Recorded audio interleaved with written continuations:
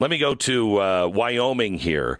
We had a podcast a couple of weeks ago on how bad our farmers and our ranchers are being screwed by the federal government and how dangerous this is becoming. We're no longer the breadbasket for the rest of the world. Most people don't know that. And Harriet Hageman is with us now. She's from Wyoming. Harriet, did I pronounce your last name right? I'm sorry. Yes, you did, Glenn. Hageman. Okay, good. So you are the person that beat Liz Cheney, and I thank you for that, for her seat in Congress. So tell me what people don't know about what's really going on with our farmers and our ranchers. How bad is this getting? Well, I appreciate the opportunity, and I did watch that podcast and listen to that a couple of weeks ago, and I was stunned about the amount of information that you were able to get out into the public sphere with the gentleman that you were interviewing. I am a water and natural resource attorney before I was elected to Congress, and so I have worked for a lot of ranchers and farmers and irrigation districts and municipalities and things in Wyoming, Nebraska, and other states. And really what we're seeing is a federal government who is attempting to limit our food supply, and they're doing it through a variety of ways. One of them that I would describe would be the USDA's just absolute obsession with imposing an RFID or EID mandate against our cattle producers, that they would put EID ear tags for all of our cattle and bison producers. And the point really is to vertically integrate the industry. Right now, the poultry and the pork industry have already been vertically integrated, where if you look through the entire supply chain, it is the packers themselves that own the entire supply chain.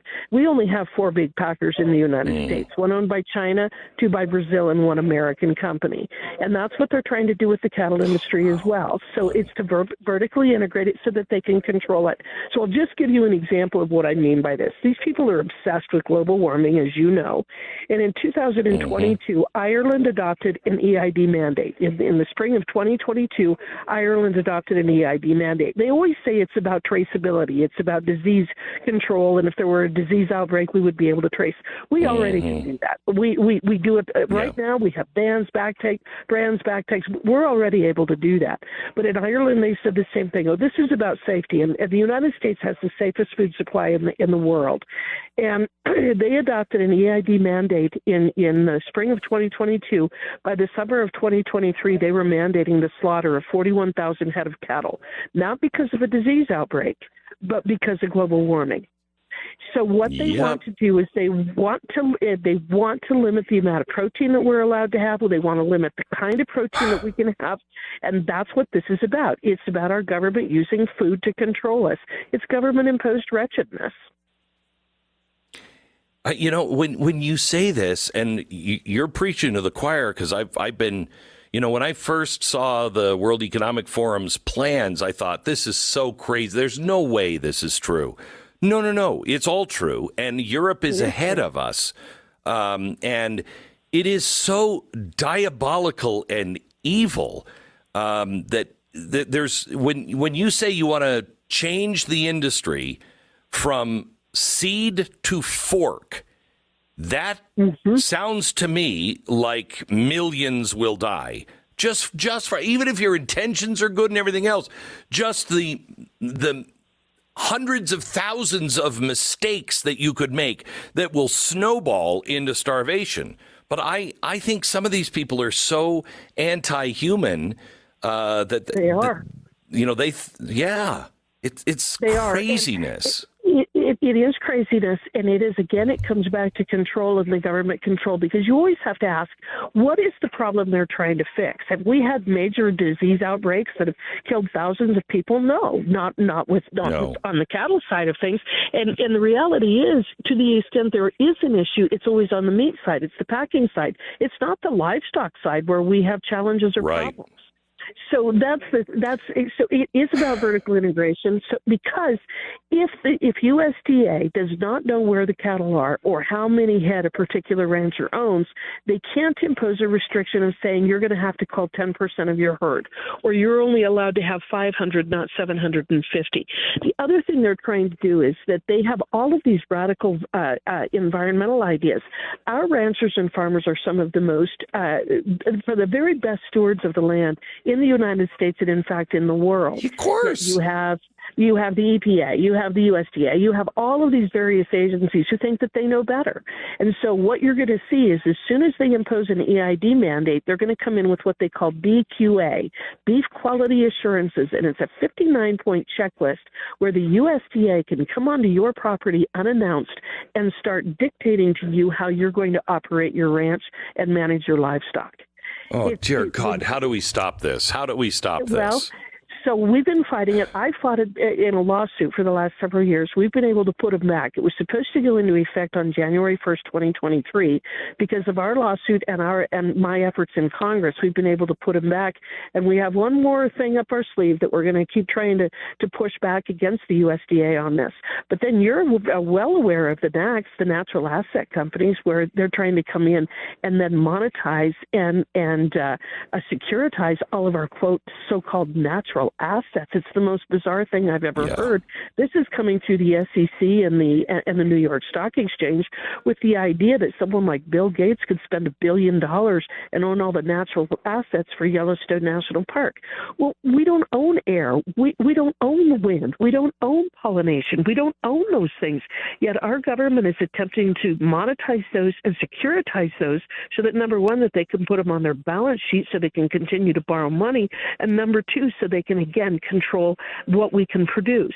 If they impose if they put a NAC, if they put a natural asset company and they sell the natural assets for a particular parcel of federal land, there can be no mining, no grazing, no logging. There can be no activities whatsoever. And again, it is an effort to limit and restrict our ability to access the natural resources that we have in this country.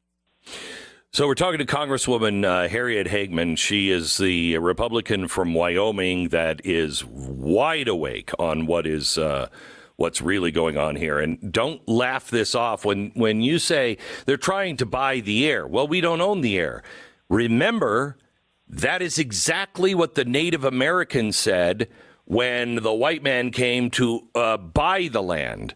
It was almost a joke many times to them because the Great Spirit owns the land. We don't own the land, but they sold it to us. And it's not funny now, is it? And it won't be funny. You do not laugh this off with what they're trying to do on Wall Street with the air. It is really, really dangerous. There's one thing, because I'm a rancher up in Idaho, and all of this stuff just makes me think my kids aren't going to have a chance at any of this. They are also talking, and I know you're fighting this kind of stuff in Wyoming. In the Pacific Northwest, the United States government is actually talking about destroying 4 major hydroelectric plants and reservoirs so the salmon can survive. That wipes out farmland. Insanity. It's insanity. It is insanity because it's not only going to destroy the farmland up there, it is going to destroy the communities and the economies of all of the surrounding communities. And they don't even don't have any metrics to demonstrate that this is going to do what they claim it's going to do. They are attempting to take out those dams. That hydropower, because of this obsession with wind and solar and the so-called renewables, I call them the unreliables, but because of their obsession with unreliable power and energy, we have to have the backups. We have to have a full redundancy, and hydropower is clean and it is reliable. With those dams, those hydropower plants on those dams, that is the backup for massive numbers of people throughout the upper Midwest and California for their electricity when the unreliables are not producing any electricity. When they take those dams out, there is no backup. There is nothing. If the wind doesn't blow and the sun doesn't shine, they won't have electricity because there isn't a backup. The environmental devastation that they are going to create by taking out those dams is mind-blowing, and they are trying to go forward with it.